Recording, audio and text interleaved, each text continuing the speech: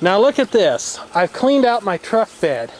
I mean, it is perfectly clean. There is nothing back here. Well, there's a lone little screw out of some forgotten computer over there. Whatever on earth motivated me to do something like this? Whatever on earth motivated him to do something like this? I'm still pondering it. Well, it wasn't because I was feeling industrious. Rather, a co-worker of mine was cleaning out her grandparents' home, and she said she had something that she thought I might be interested in. And no, it's not a pumpkin. This is what I ended up rescuing. You still see a pretty fair number of these things around. There were a lot of them produced from, oh, say, the 1940s up until the late 1970s.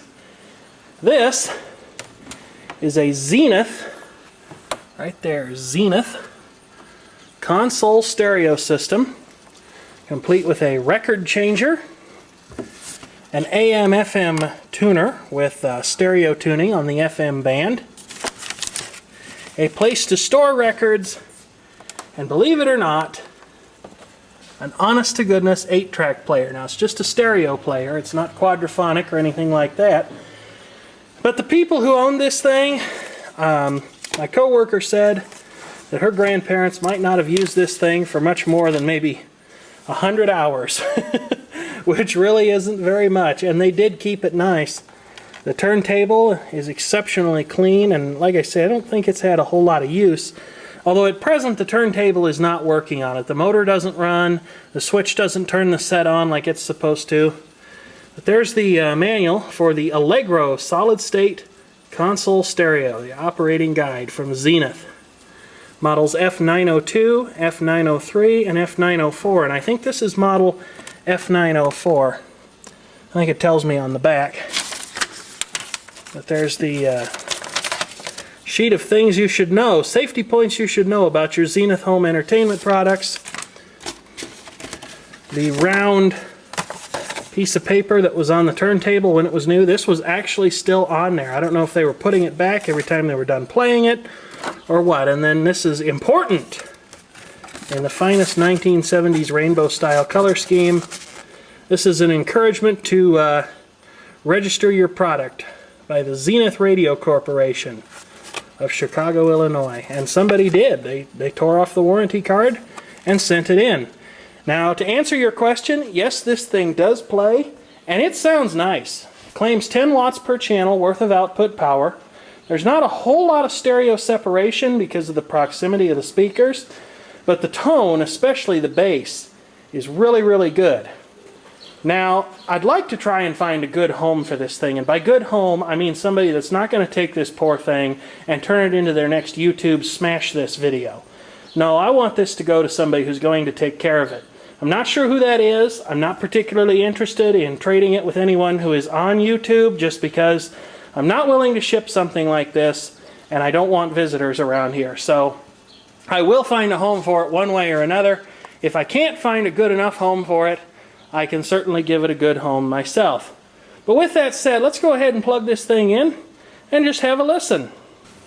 Okay, so let's give this thing a listen. Now, like I say, it's in pretty good shape. It's not perfect. There are some scuffs and scrapes and little boo-boos on it, but all in all, it's not in terrible condition. And it had been sitting in the house a very long time, because when we moved it out to my truck, the carpet underneath it, which was 1970s deep orange shag carpet, would match the grill cloth on this thing pretty well, actually. Kind of makes you wonder if maybe they were purchased together or in very close proximity to one another. But the carpet matched the grill cloth very well, and it was actually much darker where this thing had been sitting. Now, I have tested this out, and I know that the radio works. The controls are a little bit dirty on it. There's a place to keep your records right there. Alright, here's AM. It's once in a generation, when a generation ruins everything for the next generation. Someday you'll say to your grandkids, yes, I was there when the United States defaulted. At a time when there's much less... Feature the latest teen news and... Michigan to Chicago and Hayes to Jeffrey. No tie-ups or... Like tinkering with your swing. Running a congressional panel. Anyway, there you have it on AM. We'll turn it over to FM here. And there are two settings on FM. There's the monaural setting and then there's FM stereo. We'll do the monaural one first and just tune something in here. Not that, I don't think.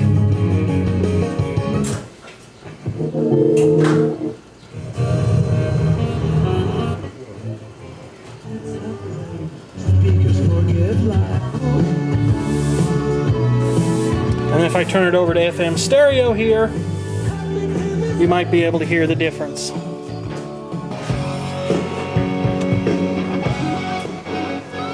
Here we are, Light Rock 97.5. Didn't they always say we were the lucky ones? I guess that we were ones. Hey, we were ones. Okay, and then there's the tape setting, and the tape setting can go two ways on this thing. It's my understanding that you can use the built-in 8-track player, which I have not tested, but I'm going to go ahead and try it for the first time here. Or there's a set of line-level inputs on the back of this thing for tape recording and playback, but I think that if you were to disconnect them from the tape deck, from the 8-track player, or whatever's wired into this thing, that you would end up killing the functionality of the 8-track deck. So let's go ahead and see if this thing works, or if it's in need of belts, or if it's hungry for tape. Hopefully it's not any of those things. Sounds like it needs a belt. It's also not switching programs, so clearly it's going to need a little bit of attention, and the turntable will as well.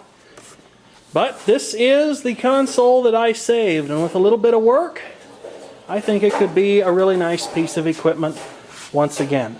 So thank you for watching.